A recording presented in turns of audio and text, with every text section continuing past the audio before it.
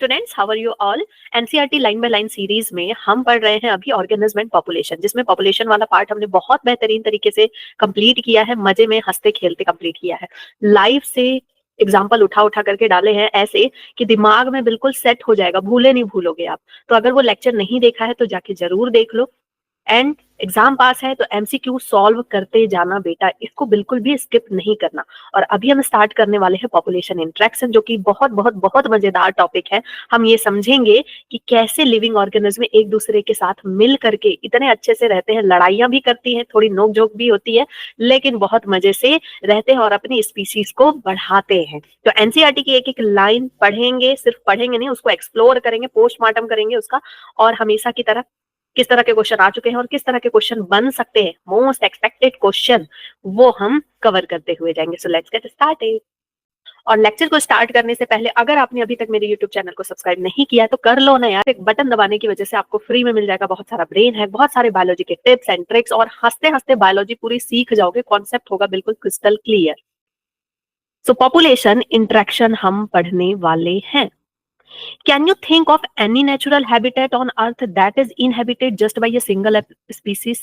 क्या सोच सकते हो कि सिर्फ और सिर्फ सिंगल स्पीसीज रहे, सिर्फ एक ऐसा हैबिटेट हो जहां सिर्फ और सिर्फ इंसान हो, ना डॉगीज हो, ना बिल्ली हो? क्या होगा फिर हमारा? There is no such habitat, वो पॉसिबल भी नहीं है बेटा। And such a situation is even inconceivable. अगर ऐसा हो गया तो फिर केएफसी कैसे खुलेगा? फिर नॉन वेजिटेरियन वालों का क्या होगा? For any species, the minimal requirement is one more species on which it can feed. Her species के लिए, किसी कोई भी स्पीसीज है उसका मिनिमल रिक्वायरमेंट है कि एक और स्पीसीज तो उसके साथ रहना ही चाहिए, on which it can feed, जिसको वो खा सके। इवन अ प्लांट स्पीसीज के लिए भी which make its own food can not survive alone. वो भी अकेले नहीं रह सकते ना, अकेले सबका दम घुटता है। इट नीड्स सॉइल माइक्रोब्स, उनको भी क्या चाहिए? सॉइल माइक्रोब्स चाहिए to break down the organic matter in the soil and return the inorganic nutrient for absorption. कोई अकेला नहीं रहना चाहता बेटा। And then how will the plant manage pollination? और अगर प्लांट को ऐसे छोड़ दोगे तो फिर पॉलिनेशन कैसे होगा उनका? उनको भी बीज चाहिए, उनको भी छोटे छोटे माइक्रोब चाहिए, ऊपर भी कोई चाहिए, नीचे भी कोई चाहिए, हर जगह कोई ना कोई चाहिए साथी संगी। Without an animal agent, it is obvious that in nature, animals, plants, and microbes do not and cannot live in isolation, but interaction in various way to form a biological community. सबको कोई ना कोई चाहिए, क्यों? Biological community बनाने के लिए, और फूड चेन को भी अच्छे से चलाने के लिए, और इकोसिस्टम को बेहतरीन तरीके से चलाने के लिए। Even in minimal communities, many interactive linkages exist, although all may not be readily apparent. देखो आपने ना पोलर रीजन पे सबसे कम स्पीसीज मिलती है उधर पे, तो उधर भी कम से कम 3-4 स्पीसीज तो रहती हैं, ताकि इसी की वजह से वहां पे जीवन संभव है।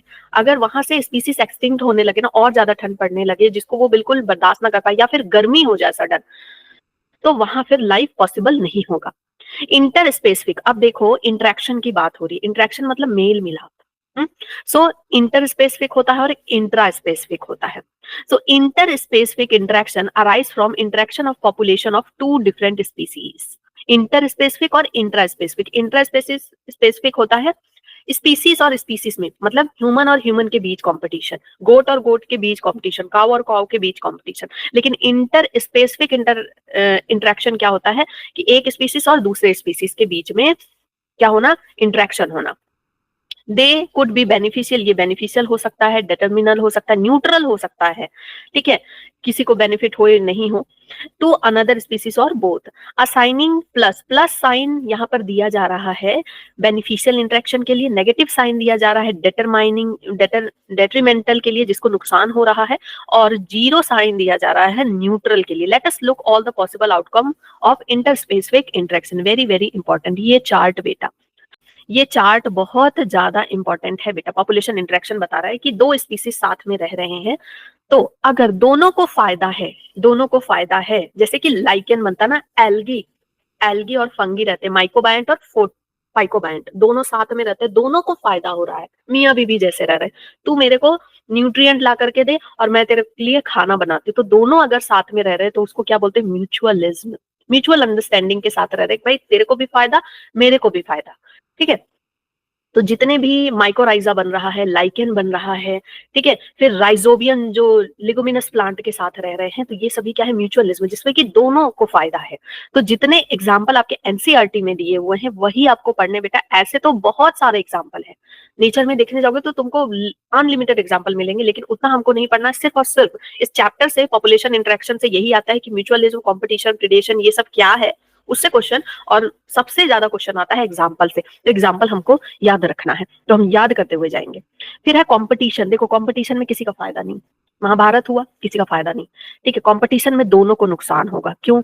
क्यों मैम? कोई जो जीतेगा उसको तो फायदा होगा? नहीं। देखो जो जीतेगा वो भी तो 4-5 थप्पड़ तो खाया ही होगा ना। दो लोगों में लड़ाइयां हो रही हैं, एक जीत गया, लेकिन जो जीता उसके भी तो नाक मुंह फूल ही जाते हैं ना। सो दोनों को नुकसान होता है बेटा कंपटीशन में। कैसे होता है? जैसे कि मान लो ग्रास है, ग्रास के लिए गोट भी लड़ रही है और गाय भी लड़ रही है, दोनों लड़ रही है। तो हो सकता है कि गाय जीत जाए, गाय जीत जाए, लेकिन गाय जब जीत जाएगी तो गाय और गाय, जितनी गाय बच जाएगी वहां से सारे गोट हट गए। अब जो गाय बच गई ना, अब वो लड़ाइयां करेंगी, ठीक है। तो स्पीसीज जाने से कंपटीशन में किसी का भला नहीं है। सो प्लस फिर है प्रिडेशन। प्रिडेशन में एक को फायदा, प्रिडेशन में क्या हो रहा है, एक प्रीडेटर है, जो प्रीडेटर है उसको फायदा होगा, और जो प्रे होगा उसको नुकसान होगा, प्रे को नुकसान होगा, और जो प्रीडेटर है, प्रीडेटर को फायदा होगा। जो खाएगा उसको फायदा, जो खाया जाएगा उसको नुकसान। अब प्रिडेशन में कोई जरूरी नहीं है कि शेर प्रीडेटर हो हमेशा और बकरी जो है वो प्रे रहे। बेटा बकरी भी प्रीडेटर हो जाती है, किसकी? ग्रास की, ठीक है। बकरी भी प्रीडेटर हो जाती है, किसकी? ग्रास की।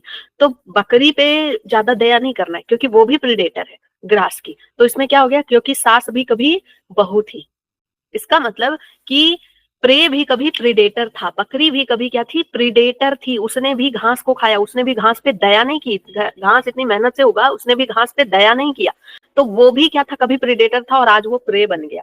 समझ गए? तो जो खाएगा, सिंपल याद रखना कि जो खाएगा वो फायदा है उसको, भाई उसको एनर्जी मिल रहा है, उसको प्रोटीन मिल रहा है, तो वो पॉजिटिव होगा। और जो प्रे होगा, जो खाया जाएगा, तो उसकी तो जान चली गई। ओके। फिर है पैरासिटिज्म। पैरासिटिज्म तो हम जानते हैं, पैरासाइट्स, हमारी बॉडी में पैरासाइट्स रहते हैं, है ना, सिर पे, फिर अंदर पेट के अंदर रहते पैरासाइट्स। और जीवन में बहुत सारे पैरासाइट्स हैं। तुम्हारे दोस्त, ऐसे दोस्त जो तुमको पढ़ाई से डिस्ट्रैक्ट करते हैं, वो पैरासाइट्स ही तो हैं। और फिर ऐसे कोई रिलेटिव्स जो आ करके, पिज्जा आपके लिए लिमिटेड आया है और उसमें वो फटाक से पहुंच जाते हैं और वो आपका पिज्जा खा लेते हैं, हाँ, और हमेशा पहुंच जाते हैं खाने के टाइम पे। तो पैरासिटिज्म, पैरासाइट्स क्या होते हैं, वो उसमें एक को फायदा होगा, जैसे कि जुएं, जुएं को फायदा हो रहा है, और जिसके ऊपर जुएं है भाई उसका खून चुसा रहा है ना, तो उसको तो नुकसान होगा।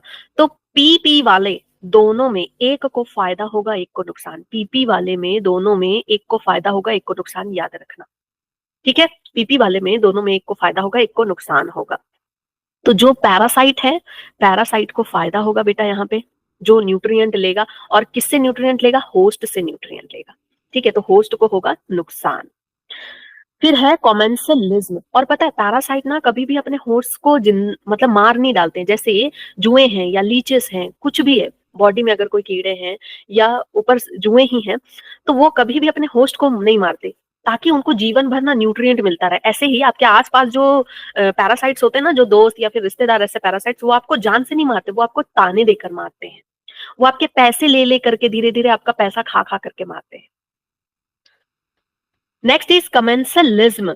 कमेंसलिज्म में एक को फायदा और दूसरे को कोई फर्क नहीं पड़ रहा है। यार कॉमन है, ठीक है, खाओ, है ना। कमेंसलिज्म से याद रखो कि कॉमन बात है, ठीक है, तुम आए हो, है ना, ये कॉमन पीपल जैसे दान धर्म करता है ना, वैसे कि एक को फायदा हो रहा है, दूसरे को कोई नुकसान नहीं, कोई मतलब फर्क नहीं पड़ रहा है। जैसे तुम मूंगफली खा रहे हो, तो मूंगफली खा करके छिलके छिलके फेंक दिए। अब तुमको छिलकों का क्या करना, अचार डालना नहीं करना ना, कोई फायदा फर्क नहीं पड़ रहा तुमको। उसको आके बकरी खा के जाए कि उसको आके कुत्ता खा के जाए, उसको कोई भी खा करके जाए छिलके, तुमको कोई फर्क नहीं पड़ रहा। तुमने मटर खा लिया, फेंक दिया छिलका, उसको अब कौन खा रहा है तुमको कोई फर्क नहीं पड़ रहा, लेकिन जो खा रहा है उसको फायदा है। तो इसमें एक को फायदा है और दूसरे को कोई फर्क नहीं पड़ रहा है, ठीक है। मैं अभी लाइफ रिलेटेड एग्जांपल दे रही हूं ताकि आप चीजों को लिंक कर पाओ और ये चीजें आपको लाइफ लॉन्ग याद रहे। इसके बाद हम स्पीसीज रिलेटेड एग्जाम्पल पढ़ेंगे बेटा, ताकि हम चीजों को रिलेट करके अच्छे से याद रख पाए। फिर है एमेंसलिज्म। देखो एमेंसलिज्म में ना याद रखना, मैन दिया है और ए है, ए मतलब नहीं, ऐसा जो कि इंसान ही नहीं, इंसानियत जिसके अंदर से मर चुकी है। जैसे तुम चल रहे हो, तुम्हारे तुम्हारे चलने की वजह से तुम्हारे पैर के नीचे कोई कॉकरोच आ गया, और आज वो कॉकरोच दूल्हा बनने वाला था। वो कॉकरोच, भाई उसका घर जाना बहुत जरूरी था, लेकिन तुम्हारे पैर के नीचे वो कॉकरोच आ गया और तुम्हें कोई परवाह ही नहीं, तुम्हें कुछ फर्क ही नहीं पड़ा, तुम्हें पता भी नहीं है कि तुमने ये कांड किया है। या फिर हाथी चल रहा है और हाथी के चलने में उसके नीचे बहुत सारी चींटियां, उसके पैर के नीचे चींटियां आ गई, बहुत सारे कीड़े मकोड़े आ गए। अब हाथी चले बाजार, कुत्ता भौंके आ जाए, उसको कोई फर्क नहीं पड़ रहा, अमानवीय घटना है, कोई फर्क नहीं, बिल्कुल कोई एथिक्स ही नहीं बचा है। ए मैन से याद रखना, कोई फर्क नहीं पड़ रहा है ना, अपना चले जा रहे हैं। तो किसी एक है जिसको कोई फर्क नहीं पड़ रहा है, और जो दूसरा है भाई उसकी तो जान चली गई ना, दूल्हा बनने वाला था जो कॉकरोच, उसकी जान चली गई। समझ गए? मैं इस तरह के लाइफ रिलेटेड एग्जांपल इसलिए बता रही हूँ बेटा, ताकि आपका ना इंटरेस्ट बना रहे। ये चैप्टर लगता है बच्चों को बोरिंग, तो इंटरेस्ट बना रहे, थोड़ा लिंक कर सको और लॉन्ग टर्म में चीजें याद रहे। जैसे अभी मेरे दिमाग में आ रहा है कमेंसलिज्म का एक एग्जांपल। कमेंसलिज्म का एक एग्जांपल है कि आपके स्किन पे बहुत सारे बैक्टीरिया रहते हैं ऑल टाइम, ये आईब्रोज वगैरह पे अगर इसको देखा जाए माइक्रोस्कोप के अंदर तो पूरा भरा हुआ है स्किन बैक्टीरिया से। वही बैक्टीरिया जब ज्यादा हो जाते हैं, इम्पैक्ट ज्यादा हो जाता है ना उनका, तो वही पिंपल्स पस वगैरह निकलते हैं। तो ये जो बैक्टीरिया क्या नाम है इसका, स्टेफाइलोकोकस ऑरियस, तो ये जो बैक्टीरिया होता है ना हमारे स्किन में, हमें कोई फर्क नहीं पड़ रहा है, हाँ, हमें कोई फर्क नहीं पड़ रहा है, लेकिन उसको फायदा हो रहा है। तो कमेंसलिज्म में यही होता है कि एक को कोई फर्क नहीं पड़ा और दूसरे को फायदा हो रहा है, वो यहाँ से न्यूट्रिएंट वगैरह ले रहा है। सो आगे बढ़ते हैं। Both the species benefit and mutualism. अब म्यूचुअलिज्म की बात हो रही है तो भाई म्यूचुअल अंडरस्टैंडिंग के साथ रह रहे हैं, दोनों को फायदा है। जैसे कि फ्लावर एंड पॉलिनेटर्स जो होते हैं, दोनों को फायदा है, एक को नेक्टर मिल रहा है, एक का पॉलिनेशन हो जा रहा है, एंड दोनों को नुकसान होता है किसमें, कंपटीशन में। तो कंपटीशन से किसी का भला नहीं हुआ है। In their interaction with each other, in both parasitism and predation, बताया ना, पीपी वाला जो भी होगा, दोनों में एक को बेनिफिट होगा, दूसरे को नुकसान होगा। Only one species benefits and the interaction is detrimental to other species host या फिर प्रे। दूसरा या तो मर जाएगा, अगर प्रिडेशन है तो वो मारा जाएगा, ठीक है, और अगर पैरासाइट्स है तो पैरासाइट्स मारते नहीं है जान से, धीरे धीरे खून चूसते हैं।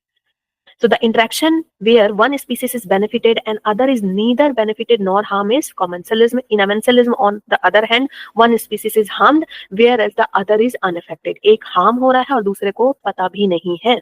जैसे कि जो plants होते हैं ना, केमिकल रिलीज करते हैं, तो केमिकल रिलीज करते हैं, उनको पता भी नहीं है दूसरे को नुकसान हो रहा है, वो बस ऐसे अपना काम कर रहे हैं, केमिकल रिलीज कर रहे हैं, लेकिन दूसरे को तो नुकसान हो गया ना। जैसे कि कैलोट्रोपिस है, कैलोट्रोपिस अपना काम कर रही है, भाई जहर है, और दूसरा गोट आके उसको खा लिया, वो मर गया। अब कैलोट्रोपिस को कोई फर्क ही नहीं पड़ रहा है, गोट मर रहा है या गाय मर रही है, कोई फर्क नहीं पड़ रहा। So predation, parasitism, commensalism share a common characteristics. The interacting species live closely together. इनमें predation वाले में, parasitism, commensalism, इन सब में कॉमन बात ये है कि ये साथ रहते हैं। एक और बात, जो म्यूचुअलिज्म है बेटा, म्यूचुअलिज्म में तो एकदम बिल्कुल साथ रहते हैं, जुड़े हुए रहते हैं। जैसे लाइकन में दोनों एल्गे और फंगल जो है मिल करके इस तरह से ज्वाइंट हो जाते हैं कि वो लाइकन बनाते हैं। फिर माइकोराइजा, तो इन सब में क्या होता है, बिल्कुल एकदम जुड़े हुए रहते हैं। और ऐसे होता है म्यूचुअलिज्म की तरह होता है proto cooperation. Cooperation proto cooperation में क्या होता है, बोथ बेनिफिटेड, इसमें भी दोनों को फायदा है, बोथ बेनिफिटेड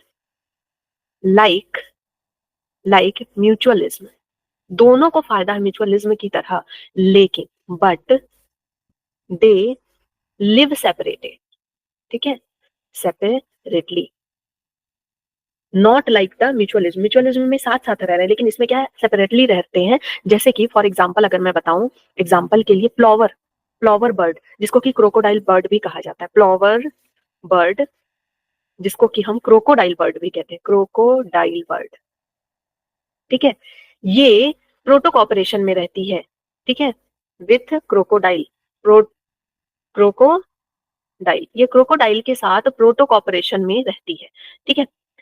क्या फायदा है दोनों को एक दूसरे से, फ्लावर बर्ड उसका दांत साफ करती है, उसके दांत में जितने पैरासाइट्स है ना क्रोकोडाइल के दांत में जो भी हैं उन सबको निकालती है, और क्रोकोडाइल का जो है शरीर बच जाता है, दांत बच जाते हैं, और उसके दांत में जो भी खून चूसने वाले जो पैरासाइट्स हैं उससे वो बच जाता है। तो फ्लावर बर्ड और क्रोकोडाइल का एग्जांपल क्या हो गया, प्रोटो कॉपरेशन जैसा हो गया।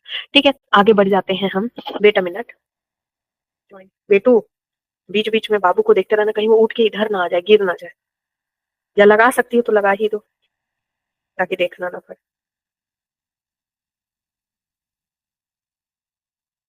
कहीं आ गया तो।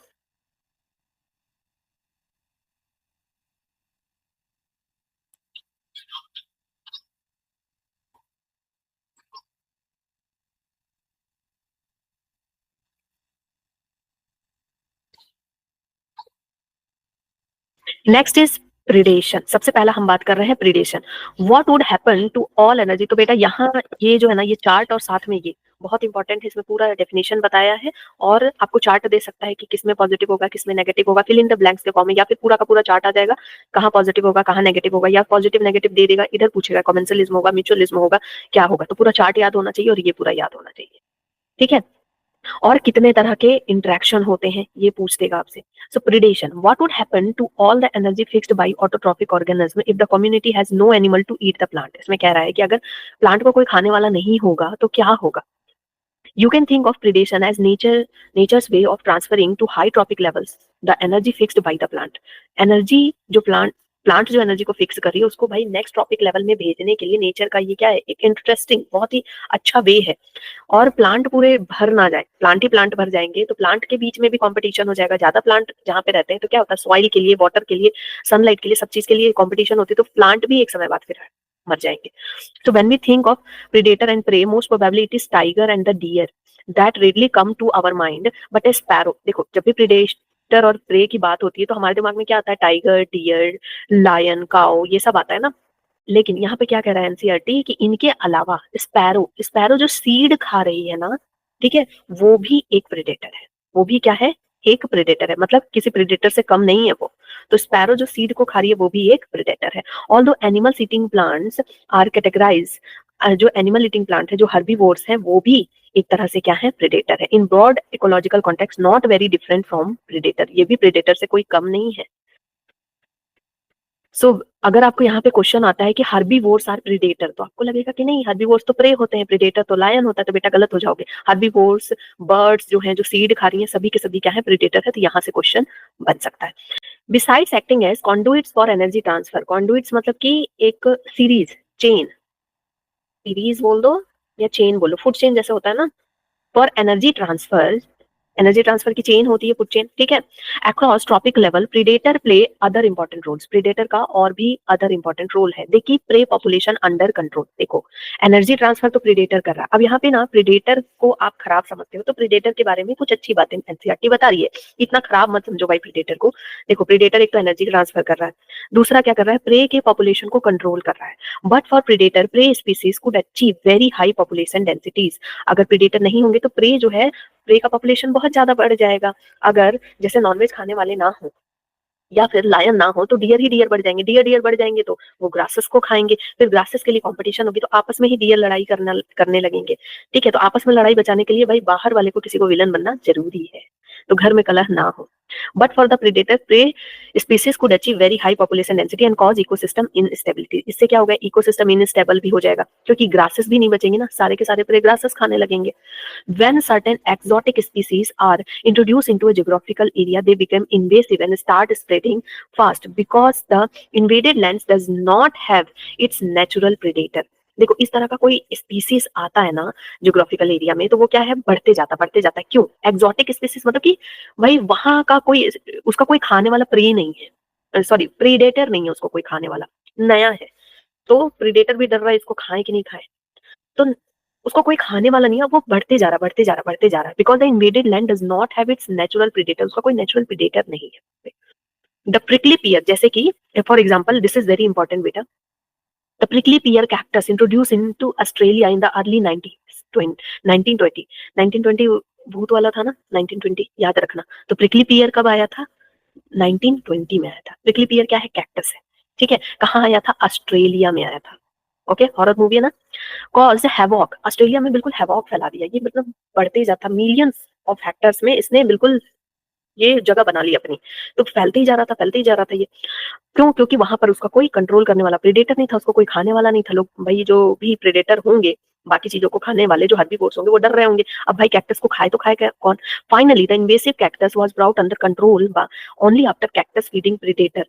फाइनली कैसे ये गया? क्या एक मौत को इंट्रोड्यूस किया गया, आर्टिफिशियली लाया गया, क्योंकि वो फैलते जा रहा था, फिर मौत को लाया गया, जो कैक्टस फीडिंग प्रेडेटर था उसको डाला गया, तो वो फिर उसने क्या किया, उसको बिल्कुल सफाया कर गया। उसका तो ऐश हो गया, वाह यार सही जगह ले आए हो मेरे को। तो biological control method, biological control पढ़े हो ना, इसी तरह से तो होता है, बायोटेक्नोलॉजी में पढ़े हुए हो एक एप्लीकेशन में। Biological control method adopted in agriculture pest control are based on the ability of the predator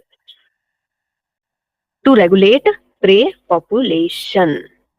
predator अब दूसरा काम बता रहा है प्रेडेटर का, और ठीक है, predator also help in maintaining species diversity in a community. तो बेटा जो भी 12th वाले बच्चे हैं ना, लाइन से यहाँ पे प्रेडेटर का सिग्निफिकेंस दिया हुआ है, तो सारे सिग्निफिकेंस आपको पता होने चाहिए। तो प्रेडेटर आल्सो, या फिर आपको स्टेटमेंट करके क्वेश्चन आएगा, which one of the following is not the significance of predator, not the function of the predator. तो याद रखना, predator also help in maintaining species diversity in a community by reducing the intensity of competition among competing prey species. ये क्या कर रहा है? Diversity maintain करके रखता है। कैसे? ठीक है, कैसे? तो यहां से भी बेटा आपका असर्शन रीजन क्वेश्चन बन रहा है, और स्टेटमेंट वाला तो बन रहा है। ये कैसे मेंटेन करके रखता है स्पीसीज डाइवर्सिटी को? मान लो जंगल में शेर है या फिर टाइगर है, ये सारे प्रेडेटर हैं, और हर्बीवोर्स से जितने हैं, अलग अलग हर्बीवोर्स हैं, तो अगर प्रेडेटर गायब हो जाए तो सारे हर्बीवोर्स आपस में लड़ने लगेंगे, तो स्पीसीज एक्सटिंक्ट हो सकती है ना। तो स्पीसीज डाइवर्सिटी को ये मेंटेन करके रखता है। In the rocky intertidal communities of the, फिर एग्जांपल दिया है, दिस इज वेरी इंपॉर्टेंट, जितने भी एग्जांपल दिए हैं जहां जहां जगह के, बिल्कुल याद रखना बेटा। ठीक है, अभी हमने पढ़ा था ऑस्ट्रेलिया वाला कैक्टस, प्रिकली कैक्टस वाला, उसको किसने हटाया? मॉथ ने हटाया। अब हम दूसरा पढ़ रहे हैं, in the rocky intertidal communities of America, America की बात कर रहे हैं हम, American Pacific coast the starfish disaster. ठीक है, starfish disaster is an important predator in the field, in a field experiment when all the starfish, ठीक है, स्टारफिश डिजास्टर क्या है? अमेरिका में एक बहुत ही इंपॉर्टेंट प्रेडेटर है। जब इसको ना एक एक्सपेरिमेंट किया कि सारे डिजास्टर को हटा दिया कुछ समय के लिए, तो क्या हुआ? were removed from an enclosed intertidal area, more than 10 species of invertebrates become extinct within a year.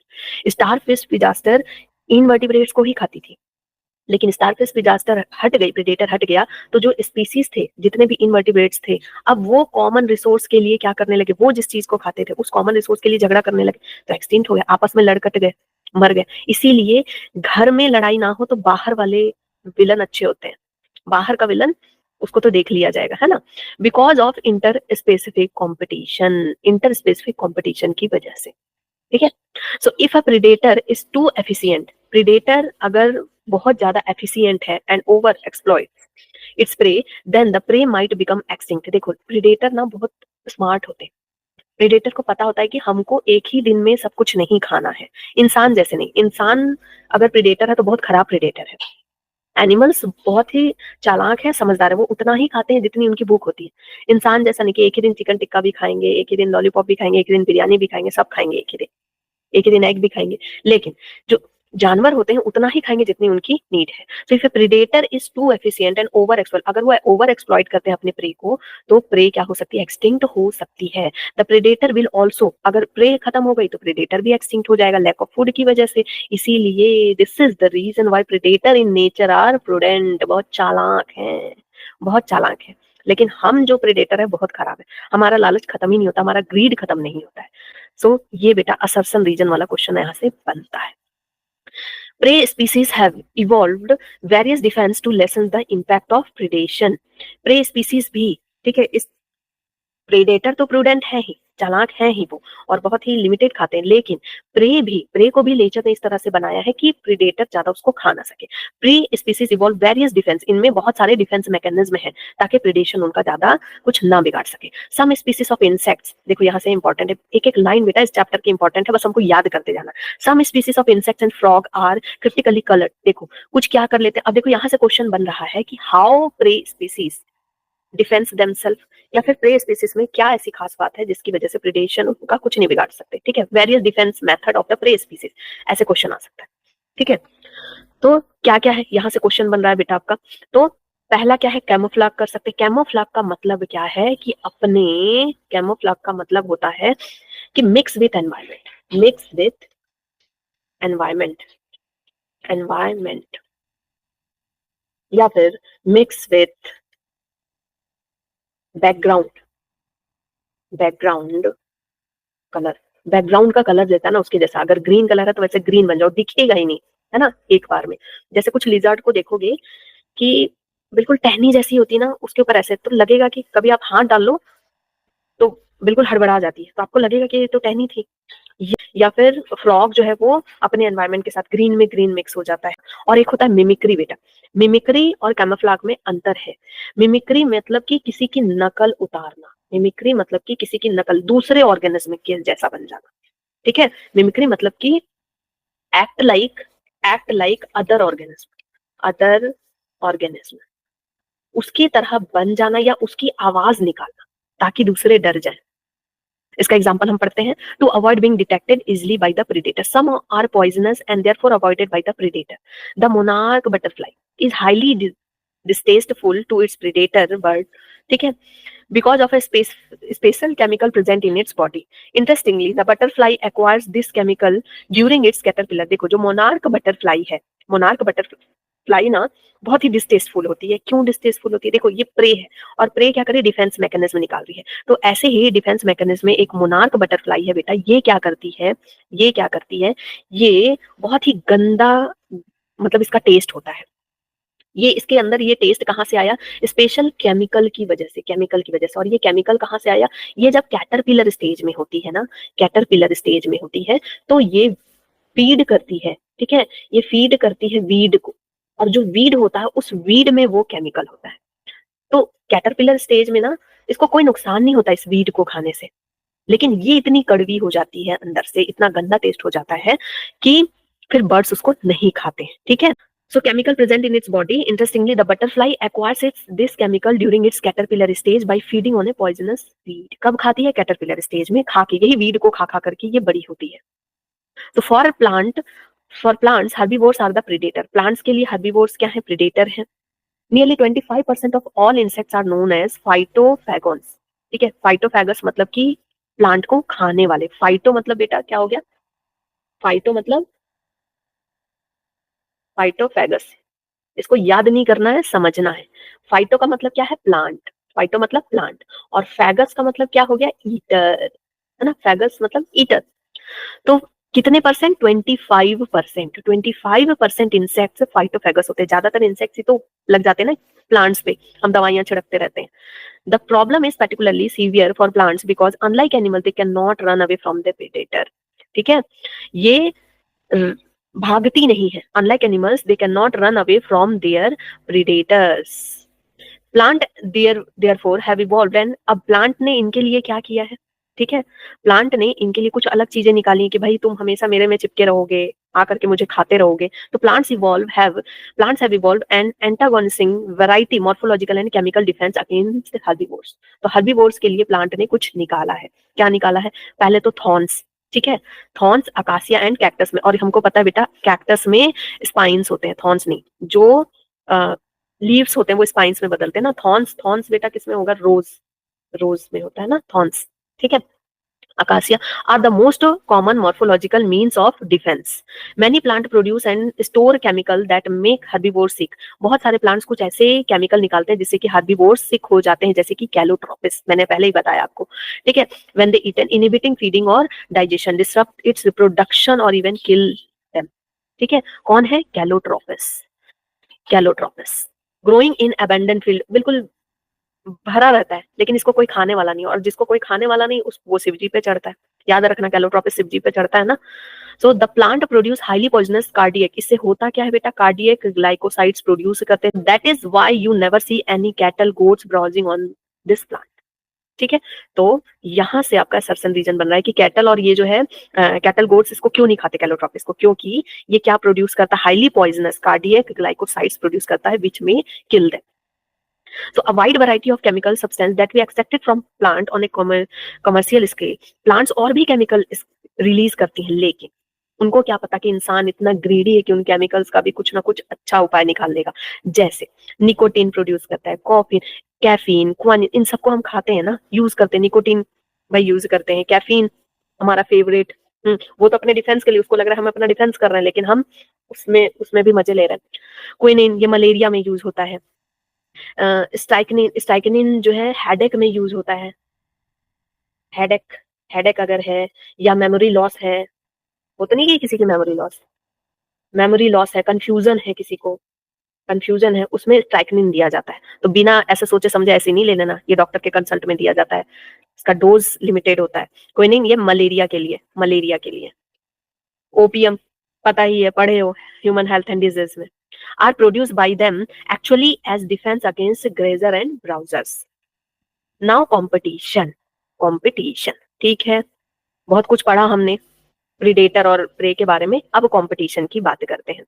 When Darwin spoke of the struggle for existence and survival of the fittest in nature, जब Darwin बात कर रहे struggle की और survival of fittest की, he was convinced that inter specific competition is a potent force in organic evolution. Inter specific competition की वजह से ऑर्गेनिक इवोल्यूशन, मतलब ये एक बहुत इंपॉर्टेंट रोल प्ले करता है। ये बेटा बहुत इंपॉर्टेंट लाइन है, वेरी वेरी इंपॉर्टेंट लाइन, ठीक है। Inter specific competition potent force है ऑर्गेनिक इवोल्यूशन के लिए।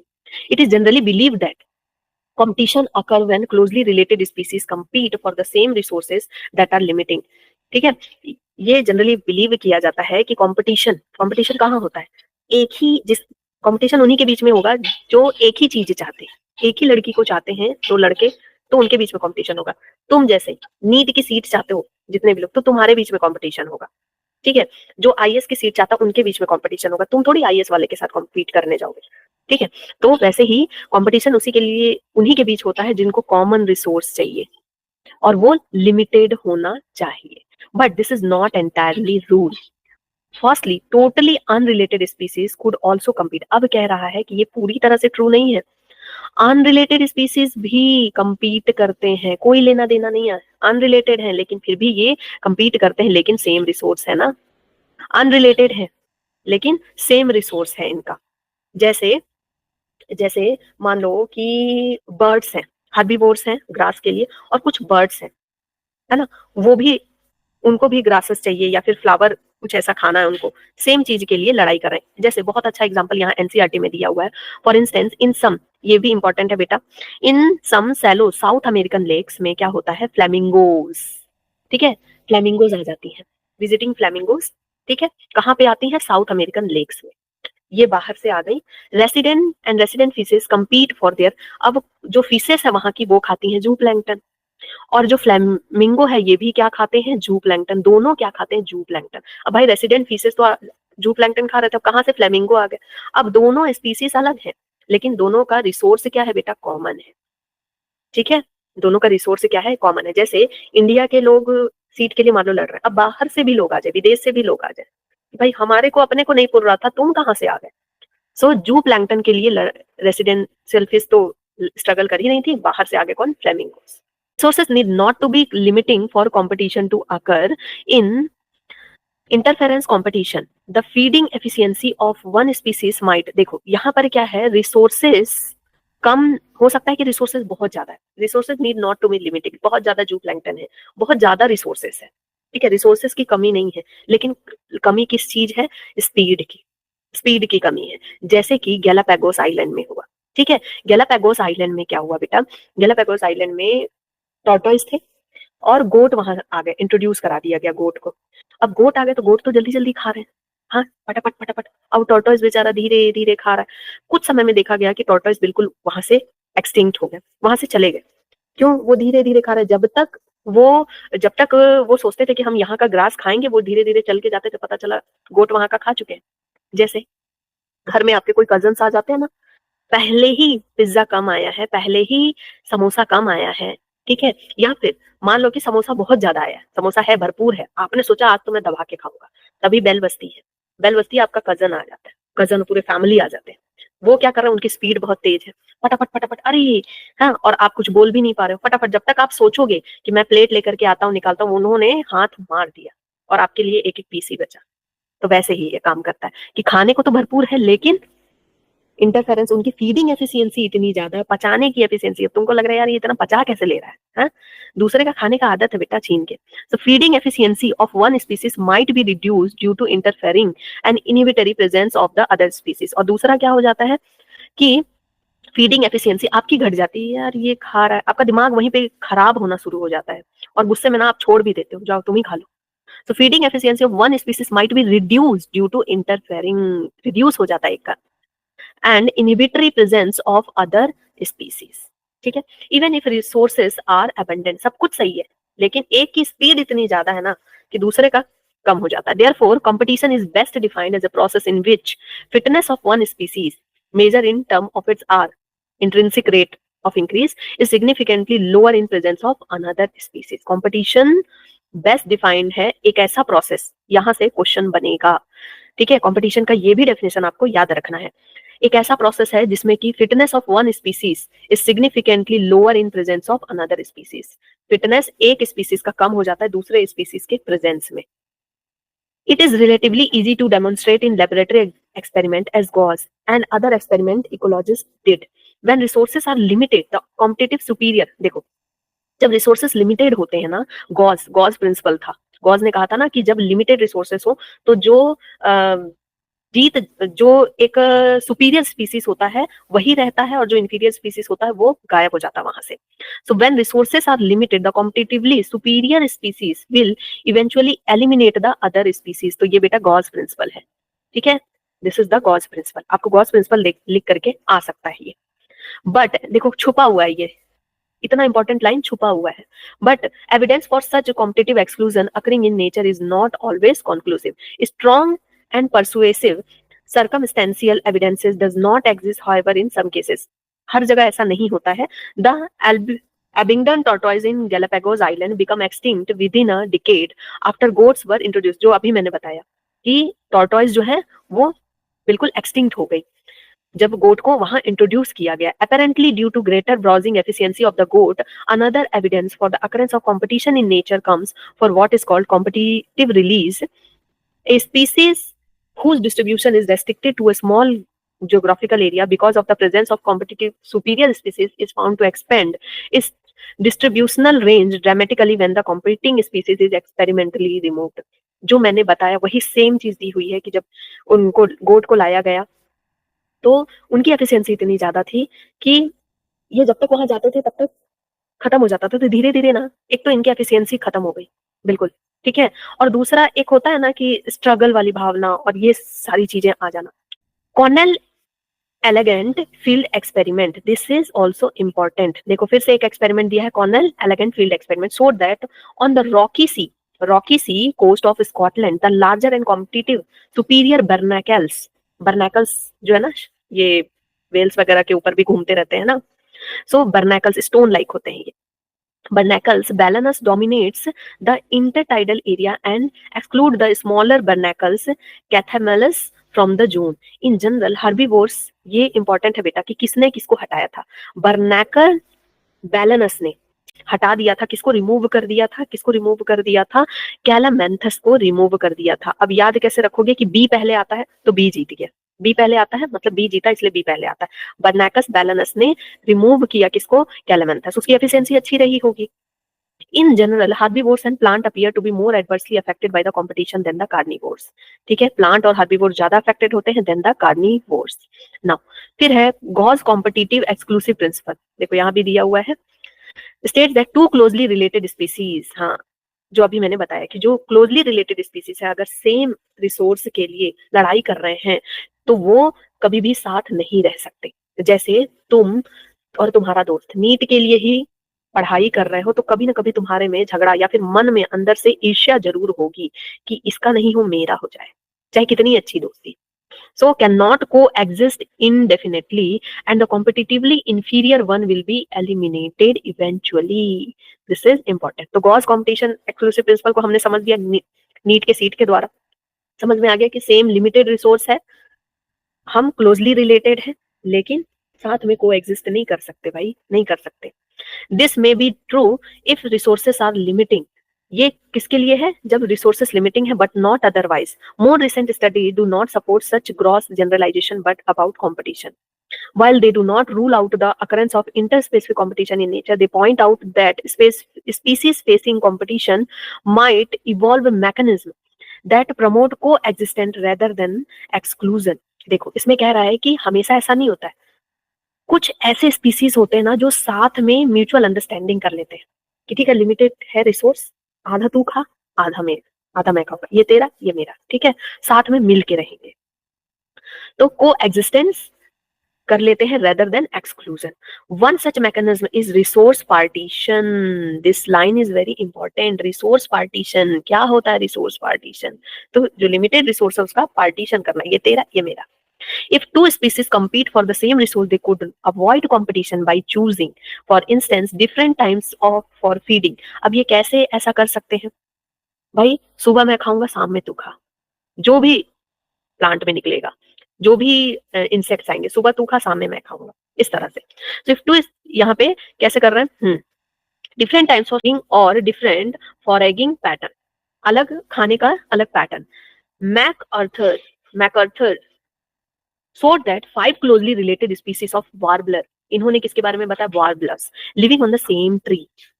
जैसे चिड़िया भी, चिड़िया होती है ना, एक ही ट्री में कोई नीचे रह रही है, कोई ऊपर, कोई और ऊपर, कोई और ऊपर रह रही है।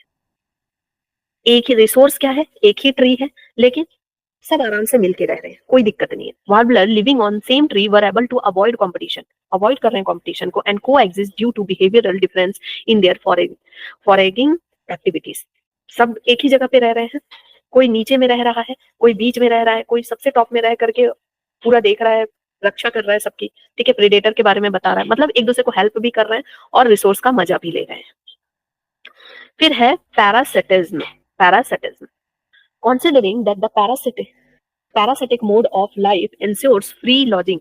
अगर ध्यान इधर उधर भटक रहा है, क्योंकि इसमें रीडिंग बहुत सारा है, बहुत सारे इंपॉर्टेंट लाइन है, तो अगर ध्यान इधर उधर भटक रहा है, इसका मतलब एनसीईआरटी लेके नहीं बैठो, एनसीईआरटी लेके बैठो और सारा जितना भी इंपॉर्टेंट लाइन मैंने बताया है सबको स्टार मार्क करना स्टार्ट करो, ठीक है। नाउ पैरासिटिज्म, जो आपके दोस्त होते हैं, considering that the parasites mode of life ensure free lodging and meals, मतलब फ्री में खाना मिले, फ्री में रहना, ऐश करो होस्ट के घर में, मेहमान। It is not surprising that parasitism has evolved in so many taxonomic groups from plants to higher vertebrates। भाई प्लांट से लेकर के हायर वर्टिब्रेट्स तक पैरासाइट्स हर जगह है। Many parasites have evolved to be host specific।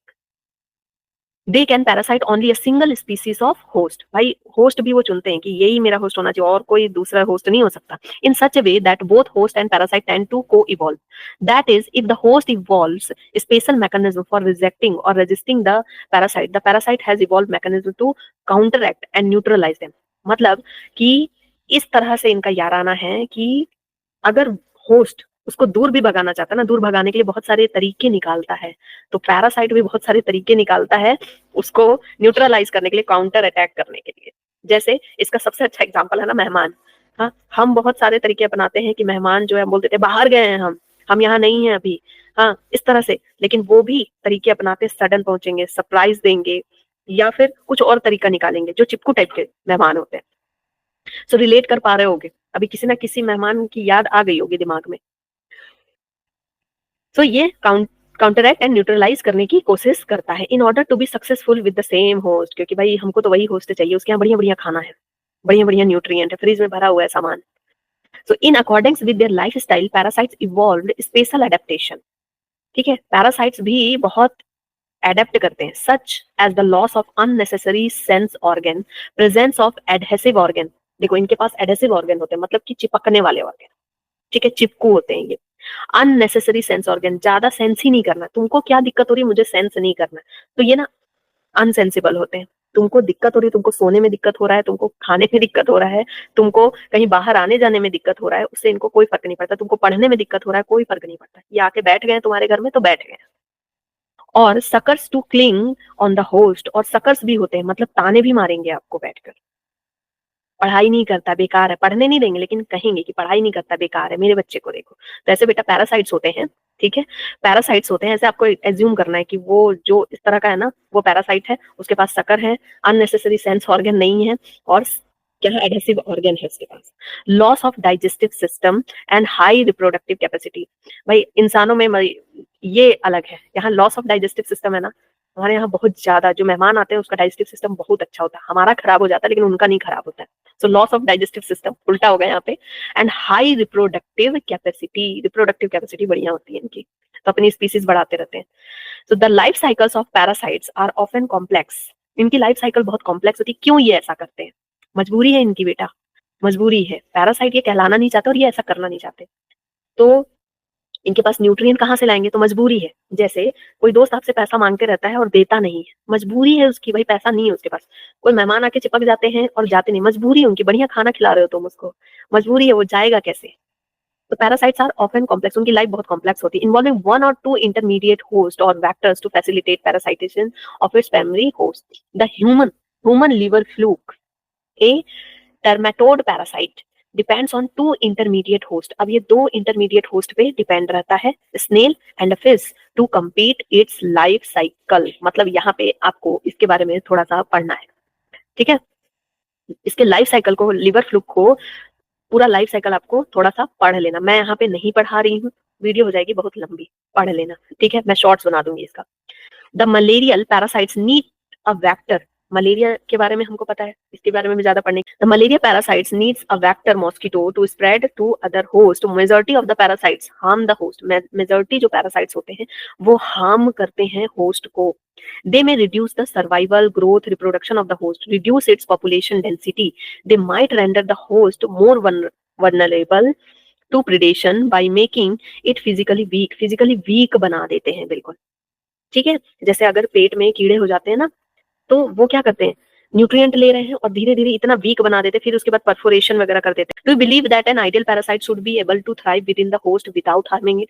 Ideal, अब देखो ideal parasite, भाई मतलब नालायक हो तो उसमें भी आइडियल नालायक कौन है? कह रहा है कि आइडियल पैरासाइट कौन हो सकता है? आइडियल पैरासाइट को, तुमको नहीं लगता कि आइडियल पैरासाइट उसको होना चाहिए कि जो होस्ट को ज्यादा नुकसान ना पहुंचाए, उसके बॉडी में रहे लेकिन नुकसान ना पहुंचाए? Then why didn't natural selection lead to evolution of such totally harmless parasites? Natural selection इस तरह के पैरासाइट क्यों नहीं बनाती है? भाई मच्छर भी नहीं बनाना चाहिए, है ना? मच्छर को क्या जरूरत है भाई, मच्छर भगाओ दुनिया से। तो parasites that feed on external surface of the host. अब पैरासाइट बहुत तरह के होते हैं, एक्टोपैरासाइट, एंडोपैरासाइट्स। तो पैरासाइट जो एक्सटर्नल सरफेस पे ऑर्गेनिज्म के रहते हैं और वहां से न्यूट्रिएंट लेते हैं, उसको एक्टोपैरासाइट्स कहते हैं। एग्जाम्पल अभी आगे पढ़ते हैं। The most familiar example of this group is lice on human, ticks on dog, खुजली करते रहते हैं, है ना, न्यूट्रिएंट खींचते रहते हैं। Many marine fish are infested on ectoparasite copepods. ऊपर वाले दो याद होंगे तो ये तो याद करना पड़ेगा, ठीक है? कसकटा, कसकटा पैरासाइटल, जैसे हमने साइक्लोस्टोमाटा के बारे में भी पढ़ा था ना, वो क्या करता है, सक करता है दूसरे मछली के ऊपर जाकर के बैठ के। कसकटा, कसकटा एक पैरासाइटल प्लांट है, येलो येलो कलर का होता है ना, सारे प्लांट्स के ऊपर ये लटक जाता है। Parasitic plant that commonly found growing on hedge plant has lost its chlorophyll. अब उसके पास क्लोरोफिल तो है नहीं, तो मजबूरी है इसकी। And lives in the course of evolution, ठीक है? It derives its nutrition from host plant which it parasites. तो ये क्या करता है, न्यूट्रिशन लेता है, इसके पास सक्कर होते हैं, ये चिपक जाता है प्लांट से, बिल्कुल निकाले नहीं निकलेगा, वेब की तरह बिल्कुल फंस जाता है। जंगलों वगैरह में बहुत देखोगे येलो येलो कलर का लटका लटका हुआ होता है, और ये क्या करता है, उनसे न्यूट्रिएंट लेता रहता है। क्लोरोफिल है नहीं, इनके पास लीव्स होते नहीं है। द फीमेल, और देखो यहाँ कितनी अच्छी लाइन लिखी है, in the course of evolution, evolution के चक्कर में अपना बंटा धार कर लिया। The female mosquito is not considered a parasite. Female mosquito को पैरासाइट नहीं करेंगे, although it needs our blood for reproduction. Can you explain why? Parasite इसको क्यों नहीं कहेंगे बेटा? क्यों नहीं कहेंगे बेटा? क्योंकि खुद सोच के देखो, ये क्लोज एसोसिएशन में तो रहती नहीं है होस्ट के, और ऐसा नहीं है कि बिल्कुल आप ही के खून पे डिपेंड है उसका लाइफ, तो बिल्कुल होस्ट पे ही डिपेंडेंट नहीं है, ना ही क्लोज एसोसिएशन में रहती है। ओके, इन कॉन्ट्रास्ट एंडो पैरासाइट्स, मतलब ये पैरासाइट्स होने की जो क्वालिटी है ना, वो मॉस्किटो में नहीं है, तो तुम पैरासाइट नहीं कहला सकते। ठीक है, तुम खून चूस रही हो, लेकिन तुम खून चूस के चली जाती हो, तुम बिल्कुल यहाँ रह नहीं रही हो, और मतलब ऑल टाइम खून नहीं चूस रही हो, तुमने अपना बस काम किया और तुम चली गई। तो in contrast endoparasites are those, endoparasite, endo मतलब अंदर, जो बॉडी के अंदर रहती है, लिवर में, किडनी में, लंग्स में, रेड ब्लड सेल्स में। The liver life cycle of endoparasites are more, जैसे कि प्लाज्मोडियम का, है ना, लीवर में होता है, रेड ब्लड सेल में जाती हैं, ग्रो करती हैं, are more complex because of their extreme specialisation, their morphological and anatomical features are greatly simplified while emphasizing their reproductive potential. इसके एग्जाम्पल क्या क्या हो जाएंगे बेटा, इसके एग्जाम्पल क्या क्या हो जाएंगे? टेप वॉर्म, सारे वॉर्म्स है ना, फिलेरियल वॉर्म्स, फिर लीवर फ्लूक, लंग वॉर्म्स, सारे जो है ना इसमें जितने वॉर्म्स हैं सभी के सभी इसमें आ जाते हैं. Brood parasitism in birds is a fascinating example of parasitism in which, देखो ब्रूड पैरासिटिज्म क्या होता है. ब्रूड पैरासिटिज्म क्या है कि इसमें जो दूसरी बर्ड है ना वो आ करके दूसरे के घोंसले में क्या करती है, अपना बच्चा अंडे दे देती है और अंडे दे करके अपने बच्चे को बड़ा करवा लेती है, जैसे कि कोयल. Birds in fascinating example of parasitism in which parasitic birds lay its egg in the nest of its host. Let the host incubate them during, मतलब कि आपके घर में अपने बच्चे छोड़ जाना, अपना मजा करना, लाइफ की जिंदगी के मजे लेना. आपके घर में बगल वाली आपका अपना बच्चा छोटी, थोड़े मेरे बच्चे को देख लेना, मैं जा रही हूँ थोड़ा शॉपिंग करने के लिए, मैं जा रही हूँ घूमने के लिए, मैं जा रही हूँ जॉब में, और मेरे बच्चे को आप देखना. आप उसके बच्चे को खिला रहे हो, पिला रहे हो, उसके नाटक देख रहे हो, तहस नहस कर दिया उसने. तो वैसे ही कोयल जो है ना बहुत मीठा मीठा बोल के, ऐसे ही आसपास के लोग कुछ होते हैं बहुत मीठा मीठा बोल के आपको बेवकूफ बना देते हैं. सो नेचर से बहुत कुछ सीखने को मिलता है. कोयल मीठा बोलती है लेकिन अंदर से है बहुत चालाक. ऐसे ही बहुत लोग मीठा मीठा बोल के आपको अच्छा खासा आपका नुकसान कर देते हैं. मीठा मीठा बोल के मेरे बच्चे को थोड़ा रखिएगा, हम आते हैं तुरंत, बहुत मजबूरी है, और बस आप उसके बच्चे को खिलाते रहिए. Most incubate them during the course of evolution. The eggs of the parasitic bird have evolved to resemble. देखो इवोल्यूशन में के चक्कर में क्या हुआ कि जो पैरासाइटिक बर्ड है, कोयल का जो एग है वो रिसेंबल करता है कौवे के एग से. Resemble the host egg in size and colour to reduce the chances of the host bird detecting. कोयल मीठा बोलती है, कौवा बहुत कड़वा बोलता है ना, हम उसको खराब समझते हैं, लेकिन देखो कौवे के साथ क्या हो रहा है बेचारे के साथ. But detecting for an egg ejecting them from the nest. Try to follow the movement of koel and the crow in your neighbour park. जाओ और जाकर के उनका घोंसला झांको, कह रहा है उनके घर में झांको, दूरबीन लगाओ और देखो कि क्या हो रहा है उनके घर में. क्रो के नेस्ट में कोयल जो है अंडे दे देती है, ये इसको पाल लेती, क्रो अपना बच्चा समझ करके उसको पालती है, बड़ा करती, बाद में देखती है ये तो कोयल है. ठीक है. Neighbourhood park during the breeding season, spring to summer इनका ब्रीडिंग सीजन होता है. Watch brood parasitism in action, मतलब भाई देखो सब काम धंधा छोड़ के ये देखो जा करके, ठीक है, स्प्रिंग टू समर वहां बैठे रहो. फिर है कमेंसलिज्म. कमेंसलिज्म बहुत ही मजेदार, हमने इसका एग्जाम्पल पढ़ा कि जैसे कि हमारे स्किन पे बैक्टीरियाज रहते हैं, हमको कोई फर्क नहीं पड़ता है ना. फिर इग्रेट्स हो गया. इग्रेट्स, कैटल के ऊपर इग्रेट्स रहते हैं, कैटल यूं सिर हिलाता है तो इंसेक्ट्स निकलते हैं, इग्रेट्स खा रहा है, कैटल को कोई फर्क नहीं पड़ रहा है, और मजे में इग्रेट्स घूम भी रही है उसके ऊपर बैठ करके. ऐसा आप बहुत ज्यादा देखोगे खेत वगैरह में. So commensalism, this is the interaction in which one species benefits and the other is neither harmed nor benefited. जैसे कि शार्क के ऊपर पायलट फिश या फिर सकर फिश, ठीक है, ये दोनों घूमते रहते हैं, मजे भी लेते हैं, घूमते भी हैं, और जो शार्क खाती है ना, तो पीसेस होते हैं, पीसेस इधर उधर जाते हैं, तो उन छोटे छोटे पीसेस को वो खाते भी रहते हैं. तो शार्क को कोई फर्क नहीं पड़ रहा है, लेकिन पायलट और शकर फिश मजे ले रहे हैं. एंड ऑर्किड, फिर है प्लांट में इसका एग्जांपल पढ़ते हैं कि एक जो ऑर्किड है ग्रो करती है मैंगो ब्रांच में, ठीक है, मैंगो ब्रांच में ऊपर ऊपर वो ग्रो करती है. वो से न्यूट्रिएंट नहीं लेती है, कोई न्यूट्रिएंट नहीं लेती है बेटा मैंगो से.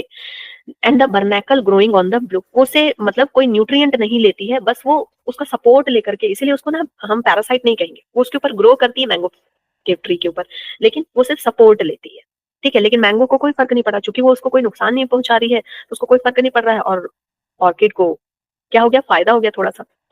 The बर्नैकल growing on back of the well benefits while neither the mango tree nor the whale derives any apparent benefit. इसमें देखो इन दोनों एग्जांपल में ऑर्किड से मैंगो ट्री को भी कोई बेनिफिट नहीं हो रहा, वेल को भी बर्नैकल से कोई बेनिफिट नहीं हो रहा, लेकिन ऑर्किड को और बर्नैकल को बेनिफिट हो रहा है, ठीक है. The cattle aggregate grazing cattle in close association, a sight you are likely to catch if you live in farm rural area. जो मैंने बात कही वही लिखा हुआ है कि खेत वगैरह में तुमको मिल जाएगा इस तरह का देखने को. मुझे बहुत मिलता है, मैं यहाँ बालकनी में रहती हूँ और सामने खेत है, मुझे देखने को मिलता है, तो वही मैं देखती हूँ कि अरे कमेंसलिज्म चल रहा है इनका. Is a classic example of commensalism. The egret always forays close to where the cattle are grazing because the cattle as they move ऐसे ऐसे कैटल मूव करता है, stir up and flush out insect from the vegetation and otherwise might be difficult for the, नहीं तो egret के लिए बहुत मेहनत हो जाता, तो मेहनत उसका कम हो जाता है, इग्रेट खोज सकती है लेकिन उसका मेहनत कम कर देता है।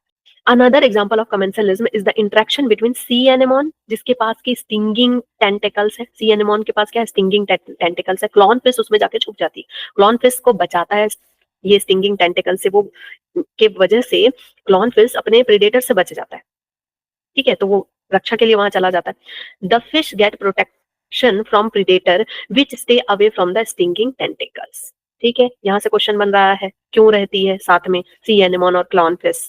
The anemone does not appear to derive any benefits by hosting the clown fish, anemone को कोई फायदा नहीं हो रहा है, ठीक है, लेकिन क्लॉन फिश को फायदा हो रहा है, वो छुपी हुई है उसके अंदर। देखो बेटा ये डायग्राम दिया हुआ है, mutual relationship between fig tree and wasp, ये हमने पढ़ा हुआ था, इसका एग्जांपल डिटेल में sexual reproduction in flowering plant में। Fig flower is pollinated by wasp and the wasp laying egg in the fig fruit, wasp क्या कर रही है, जाकर के फिग फ्रूट में एग दे रही है। म्यूचुअलिज्म, ठीक है, अब हम पढ़ने वाले हैं mutualism. This interaction confers benefits on both the interacting species, दोनों को फायदा है, दोनों प्लस प्लस है, दोनों प्लस प्लस है, जैसे कि लाइकेन हो गया, प्लांट्स फ्लावर्स एंड पॉलिनेटर्स हो गए, माइकोराइजा हो गया, राइजोबियम एंड लिगुमिनस प्लांट हो गए, लाइक और ह्यूमन और उसके अंदर रहने वाले बहुत सारे बैक्टीरियाज हो गए। So lichen represents an intermediate mutualistic relationship with fungus, photosynthetically algae और the cyanobacteria। और हमको पता है लाइकेन कैसे बनता है, एल्गी उसको खाना बना के देती है और फंगस उसके लिए काम करके न्यूट्रिएंट ला करके देता है, तो दोनों पति पत्नी की तरह रहते हैं। माइकोराइजा फंगी और हायर प्लांट्स के जो रूट्स हैं वहां पे होता है वही सेम कहानी, प्लांट जो है खाना बना के देगी और फंगी जो है न्यूट्रिएंट लाएगा। The fungi help the plant to absorption of essential nutrient from the soil, while the plant उसको शेल्टर दे रही है और क्या दे रही है, खाना बना के दे रही है। आगे बढ़ो आगे बढ़ो।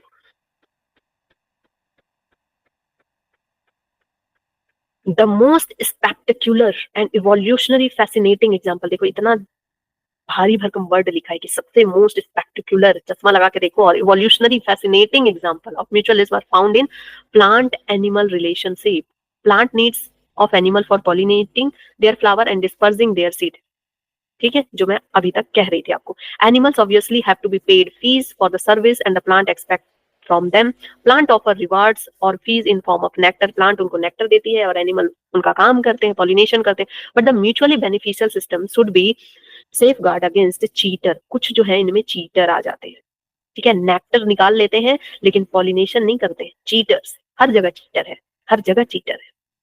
Animals that try to steal nectar without adding in pollination. Now you can see why plant animal interaction often involve co-evolution of the mutualism। बेटा ये सब कुछ जो है ना हमने पढ़ा हुआ है इसमें, sexual reproduction in flowering plant में हमने पढ़ा, पॉलिनेशन में, जैसे कि इसके एग्जाम्पल मैंने आप लोगों को कुछ बताए भी थे। हाँ, युक्का फ्रूट में, युक्का फ्रूट में, ठीक है, इसमें जो इंसेक्ट्स आते हैं वो नेक्टर भी ले लेते हैं और इनको पॉलिनेट भी नहीं करते हैं। और ऐसे ही कुछ वास्प होते हैं, वो क्या करते हैं, नेक्टर ले लेते हैं लेकिन पॉलिनेशन नहीं करते हैं, ठीक है। For example animal try to steal nectar without aiding in pollination, ये हो गया, ठीक है। That is the evolution of the flower and its pollinator special are tightly linked with one another. In many species of fig trees there is one to one relationship with pollinator species of wasp. अब देखो fig वाला example भी मैंने आप लोगों को वहां बताया था। फिग वाले में क्या होता है कि जो फिग का फ्लावर थोड़ा गहरा बड़ा, ठीक है, और फिग के फ्रूट को भी ये एंजॉय करते हैं, जो वास्प है ना और फिग है, ठीक है, फिग जो है, दोनों बहुत ही प्यार मोहब्बत है दोनों में। क्यों मोहब्बत है, कुछ तो रीजन होगा, कुछ तो भाई एक्स्ट्रा मिल रहा है ना, इसीलिए इतना प्यार मोहब्बत है, बिना लेन देन के प्यार मोहब्बत नहीं होता। तो एक्स्ट्रा ये मिल रहा है कि जो फीमेल वास्प है ना वो क्या करती हैं, वहां जाती हैं, ठीक है, फिग प्लांट में, और उसके फ्लावर में एग भी दे रही हैं, और उसके डेवलपिंग फ्रूट्स में जो उसके लार्वा जो है, ठीक है, एग से लार्वा निकलेंगे, एक तो एग को छुपा रही है प्रीडेटर से, एग से लार्वा निकले, अब लार्वा क्या कर रहे हैं, उसके फ्रूट को खा रहे हैं, तो भाई न्यूट्रिएंट भी मिल गया, अब वो सीधे वहां वास्प बन के ही निकलेंगे, लार्वा खा रहे हैं भरपूर, अब सीधे वास्प बन के ही निकलेंगे। तो इतना खाना पीना मिल रहा है तो प्यार मोहब्बत होगा ही, और बदले में क्या हो रहा है, वो पॉलिनेशन कर रहा है वास्प, ठीक है। So it means given fig species can be pollinated only by partner wasp species. और क्या है इसमें कि जो फिग स्पीसीज है सिर्फ और सिर्फ उसी वास्प से ही भाई पॉलिनेट होगी, किसी और से पॉलिनेट नहीं होगी ना नको। No other species. The female wasp use the fruit not only as an oviposition, ठीक है, अंडे देने के लिए सिर्फ यूज नहीं बल्कि यूज कर रही है उसके डेवलपिंग सीड को, ठीक है, उसके जो डेवलप हो रहे हैं सीड को उसको यूज कर रही है अपने नरिश लार्वा को नरिशमेंट देने के लिए। The wasp pollinates the fig inflorescence while, इसके बदले में क्या करी पॉलिनेशन कर रही है बस, और कुछ नहीं, ठीक है। In return for the favour of pollination the fig, pollination कर रही है तो उसके बदले में वास्प उसको इतनी सारी चीजें दे रहा है, ठीक है, तुम मेरी दौलत भी ले लो, तुम शोहरत भी ले लो, सब कुछ ले लो, तुम मेरे सीड भी ले लो, तुम मेरे फ्रूट्स भी ले लो, तुम अंडे भी दे दो, सब कुछ यही कर लो। तो एक और शानदार चीटर के बारे में सुनो। The Mediterranean orchid offers employ sexual deceit. Sexual deceit मतलब धोखा, धोखा मतलब कि ये अपना सेक्स मतलब सेक्स चेंज नहीं करती, वो ऐसे बन जाती है, मिमिक्री करती है। मेडिटेरेनियन है ना, तो ये क्या कर रही है, मिमिक्री कर रही है, मिमिक्री लाइक बटरफ्लाई, ठीक है, बटरफ्लाई और फीमेल इंसेक्ट्स, ठीक है, ये फीमेल इंसेक्ट की तरह बन जाती है।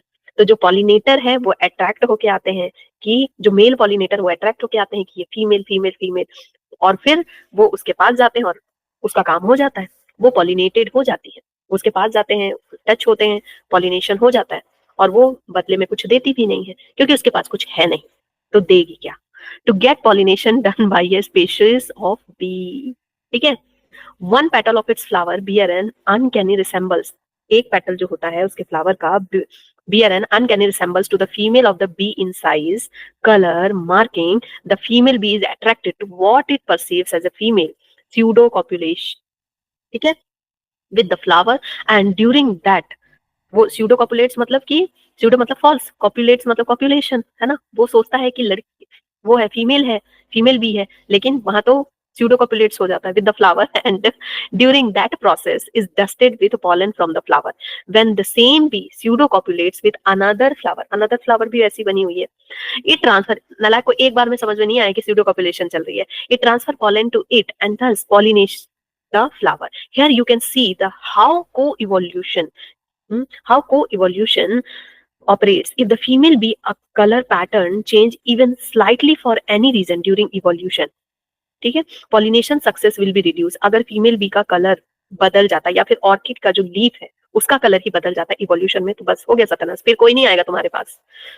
Pollination success will be reduce unless the orchid flower coevolve. अब इसके लिए क्या करना होगा, अगर फीमेल बी का कलर पैटर्न चेंज हो जाता है और मेल समझ जाएंगे कि वो तो दूसरी है, मेरी वाली तो दूसरी है, वो मेरी वाली तो अलग हो चुकी है इवोल्यूशन में, तो उस समय ऑर्किड को भी वैसे ही को इवॉल्व होना पड़ेगा to maintain the resembles of its petal to the female bee. तो भाई इसमें बता रहा है को इवोल्यूशन देखो कैसे काम करता है, मतलब एक के साथ दूसरा भी इवॉल्व हो रहा है, एक इवॉल्व हो रहा है तो साथ में दूसरा भी इवॉल्व हो रहा है, समझ गए। तो कितनी इंटरेस्टिंग बेटा, कितना इंटरेस्टिंग ये टॉपिक था, कितना इंटरेस्टिंग ये चैप्टर था, पता नहीं तुम लोगों को कैसा लगा, लेकिन मुझे तो बहुत मजा आया, बहुत कुछ नया जानने को मिलता है इस चैप्टर में, बिल्कुल अमेजिंग है, हमारे आसपास की जो दुनिया है ना बहुत अमेजिंग है, ठीक है। तो हमने कितने तरह के बेटा पढ़े, हमने कितने तरह के पॉपुलेशन इंटरेक्शन पढ़ा।